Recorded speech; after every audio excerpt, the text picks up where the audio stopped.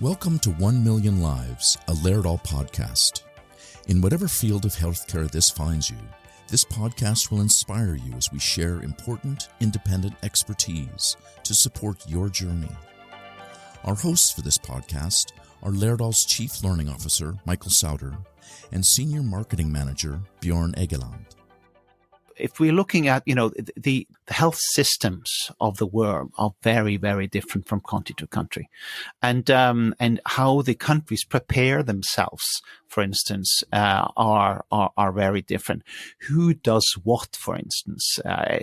All of these things I find very, very interesting. The story behind the story is sometimes very, very interesting and inspiring for health providers and maybe also politicians who, in a way, create the framework where this needs to live inside. I think, and I completely agree, Bjorn, I think the essence of what you're saying, to me at least, is that this will not be a podcast about Laerdal, our products and solutions. This will truly be about the lifesavers, the heroes in healthcare, and those who are being saved.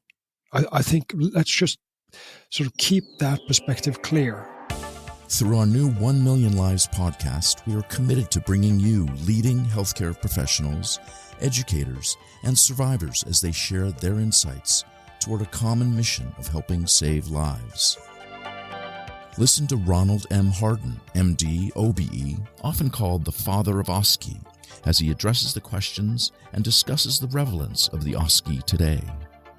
Just imagine to test someone tying their shoelaces, and you could get them to write an essay on tying shoelaces or write multiple choice questions on tying shoelaces. But really, if you wanted them to watch them tying their shoelace, there was only one way to do it, and that was to actually watch them doing it.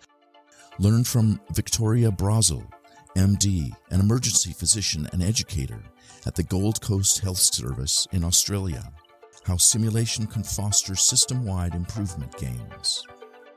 One of the silver linings of this pandemic is it's brought this kind of simulation well and truly to the fore, where we've used simulation as a technique to test and iteratively improve our processes within healthcare.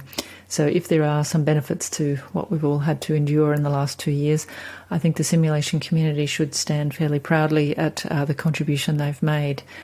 In this podcast, Ross Scalise, MD, a professor of medicine and director at the Gordon Center at the University of Miami Miller School of Medicine, shares what makes patient simulation a success.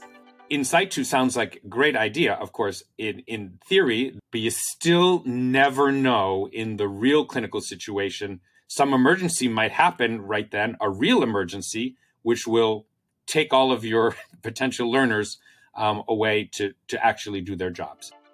Subscribe to our podcast to hear these speakers and join us in our dialogue as we come together under the common purpose of helping save lives. You're listening to 1 Million Lives, a Laerdal podcast.